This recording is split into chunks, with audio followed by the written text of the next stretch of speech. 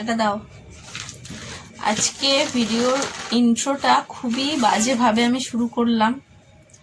আয়ুষ গেছিল স্কুলে, আমি ওকে দিতে গেছিলাম, ওখানে বসেছিলাম। তো ওখানে বসেছিলাম, একেবারে ওকে নিয়ে এলাম। তো নিয়ে এসে ক্লান্ত হয়ে গেছি, শুয়ে পড়েছি। ক্লান্ত হয়ে গেছি, শুয়ে পড়েছি। আর বিছানা তোলা হয়নি, তুলবো। আর আমি কিন্তু ঘরের বাসি কাজগুলো সেরে গেছিলাম, মানে হচ্ছে গিয়ে বাসন মাজা, ঘর মোছা, স্নান, পুজো এগুলো করে গেছিলাম। তো এখন বিছানাটা তুলবো, একটুখানি রেস্ট নিয়ে নিলাম। আর ওখানেই খেয়েছি, ছেলেও টিফিন করেছে। এখন হালকা ফুলকা কিছু একটা খেয়ে নেবো। আর দুপুরে রান্না করবো, আর একটু কাচাকুচি আছে। আজকে সকাল সকাল কাজ হয়ে গেছিলো বলে ভালো লাগছিল। দুষ্টুমি করবে না তাহলে।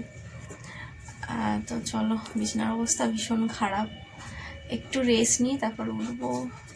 সন্টু টাটা করো, টাটা টাটা। চলো, আজকে আমাদের নিরামিষ রান্না হবে। মুগের ডাল করবো তো, হ্যাঁ মুগের ডাল, আর হচ্ছে সোয়াবিনের তরকারি, আর কি করি, আলু ভাজা করবো, ব্যাস, আর কিছু না।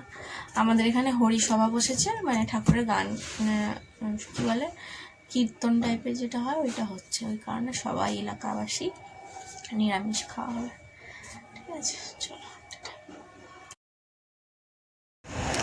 তো এই যে চাল ধুয়ে রেখেছি, আলু কেটে নুন হলুদ মাখিয়ে রেখেছি আলু ভাজার জন্য। আর সয়াবিনের তরকারি করব। এখানে রয়েছে আদা আর টমেটো পেস্ট, আর ঢ্যাঁড়সের ঝাল করব। আয়ুষের বাবা ঢ্যাঁড়সের ঝালটা খেতে পছন্দ করে। এখানে একটু ময়দা মেখে রাখলাম, এটা বিকেলবেলা একটু পরোটা ভেজে রাখবো। আয়ুষ পড়ে এসে খাবে সন্ধ্যায় টিফিন।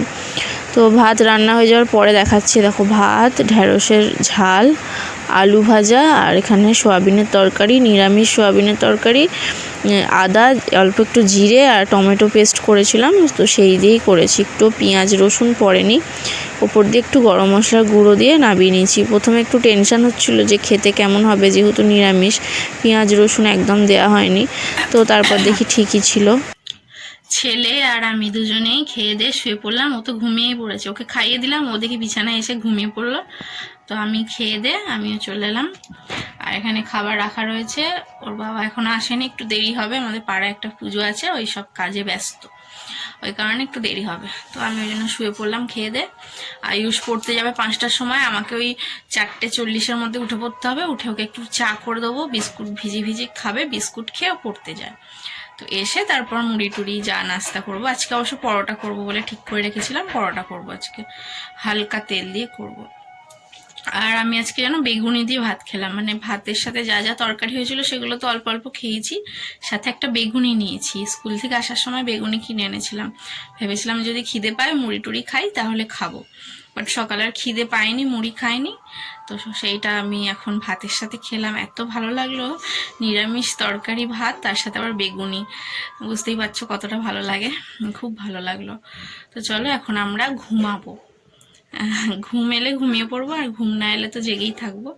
যাই হোক, আর ওর বাবা যদি তাড়াতাড়ি চলে আসে খুব ভালো হয়, তাহলে ওর বাবাকে খেতে দিয়ে আমি ঘুমাতে পারি শান্তিতে, নাহলে ঘুমিয়েও শান্তি নেই। এই ধরো একটু চোখটা লেগে আসবে, এসে ডাকবে, এসে আবার খেতে দিতে হবে আমাকে। তো একটু তাড়াতাড়ি চলে এলে ভালো হতো, দেখি কি হয়। তো একটুখানি যাই হোক ঘুমিয়ে নেবো, তারপর তো বিকেলে উঠতে হবে, উঠে পড়তে দিয়ে আসতে যাব। ঠিক আছে, এখনকার মতন টাটা, চলো। দুপুরে আজকে ঘুমই হলো না, মেজাজটা খিটকেল হয়ে রয়েছে আমার, একদম ভালো লাগছে না। চোখটা লাগছিল, আর ওর বাবা এলো, ভাত দিতে উঠলাম, ব্যাস ঘুমটা একদম চটকে গেল, আর ঘুম হলো না। এখন যাবে পড়তে, ওকে পড়তে দিয়ে এসে ভাবছি একটু ঘুম দেবো, নাহলে আমার শরীরটা কেমন হচ্ছে। আর না ঘুমালে, ভোরবেলা উঠেছি তো, না ঘুমালে সন্ধ্যাবেলা পড়াতে বসবো, কিছুই ভালো লাগবে না। অন্তত 1 ঘন্টা ঘুমালে ভালো হতো। তো খেয়ে নিক, পড়তে দিয়ে আসি। একটু ঘুম ছাড়ছিল না একদমই, কোনো মতে উঠে ফ্রেশ হয়েছি, মুখটা ধুয়েছি, 6:30 বাজে, আনতে যাচ্ছি ছেলেকে, একটু ঘুমিয়ে নিলাম। ঠিক আছে, চলো যাওয়া যাক। এসে ঘর বিছানা গোছাবো, এই যে এরকম অবস্থা, চা খেয়েছিল ওটাও পড়ে আছে বিছানায়, এসে গোছাবো। চলো ওকে আনতে যাই। তাড়াহুড়ো করে বিছানা গুছিয়ে এই যে ঘর ঝাড় দিয়ে নিলাম, ড্রেসিং টেবিলটা মুছে নিলাম। আর এখন আমি যাব নাইটিটা চেঞ্জ করব, করে সন্ধে দেবো। তাড়াতাড়ি করছি। এই যে এই নাইটিটা পরে এলাম।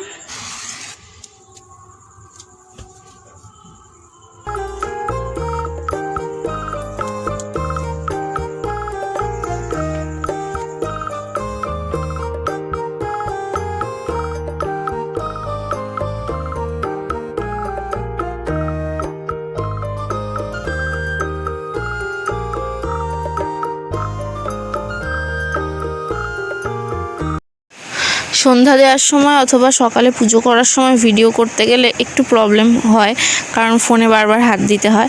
তো যাই হোক, আমি মাঝে মাঝে ওই জন্য পুজোটা শেয়ার করি, সবসময় আর শেয়ার করি না। তো এখন আমি পরোটাটা করে ফেলবো তাড়াতাড়ি। ওই যে ঘুমিয়ে পড়েছিলাম, ছেলেকে পড়তে দিয়ে এসে ঘুমিয়েছিলাম, যেহেতু দুপুরে আজকে ঘুমটা ভেঙে গেছিলো, মানে কাঁচা ঘুম না, ঠিক চোখটা লেগে আসছে আর ঘুমটা ভেঙে গেছিলো, দুপুরে আর ঘুমাতে পারিনি।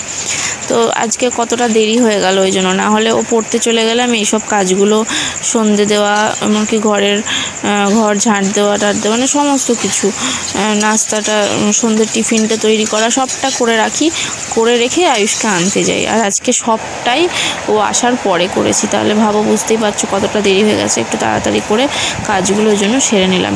তো আয়ুষকে আগে খেতে দিয়ে দেবো, ওর তো খিদে পেয়ে গেছে যেহেতু পড়ে এলো। তো এখানে পরোটাটা চিনি দিয়ে দিলাম, ও রুটি পরোটা লুচি যাই হোক না কেন চিনি দিয়ে খেতে বেশি ভালোবাসে, সাথে অল্প আলু ভাজা। তো ওকে আগে দিয়ে দিলাম, ও এখন খেতে শুরু করে দিয়েছে একা। হ্যাঁ, একটু ছড়ায় টড়ায়, বাট একা যতটুকু খেতে পারে সেটা কিন্তু অনেক ভালো। তারপর বাকি খেতে না পারলে আমি খাইয়ে দেবো। আর আমার জন্য একটু চা করে নিয়েছি। তো এখন এই যে আমি খেয়ে নেবো। মেঝেতে বসলাম, পাখা চলছে, এখানটা বসে খেতে একটু আরাম লাগবে।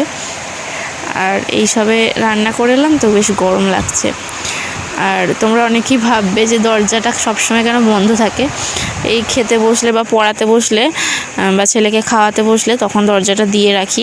ওই 14 বার উঠে চলে যায় তো, আর আমাকেও 14 বার ওর পেছন ছুটতে হয়, খুব অসুবিধা হয়। পড়াতে বসলে বিশেষ করে বারবার চলে গেলে এত অসুবিধা হয়, যেই কারণে দরজাটা দিয়ে রাখি। তো এই যে আমাদের খাওয়া দাওয়া হয়ে গেল, এখন এগুলো সব নিয়ে গিয়ে বাইরে রেখে দিয়ে আসবো। আর এই জায়গাটা একটু মুছে পরিষ্কার করে নেবো। গতকালকে এই সময়টা করে বেশ ভালো বৃষ্টি হচ্ছিলো আর কি, ঠান্ডা ঠান্ডা লাগছিলো, যেই কারণে আর মেঝেতে পড়তে বসাইনি, খাটে পড়তে বসেছিলাম। নাহলে এই কদিন গরমে আমরা মেঝেতেই ওকে পড়তে বসাই, তো আজকেও মেঝেতেই পড়তে বসাবো। তো একটুখানি বিছনাটা ঝেড়ে নিচ্ছি, ওই যে চিনি ফেলেছিলো, আর নিচেটা একটু মুছে নেবো।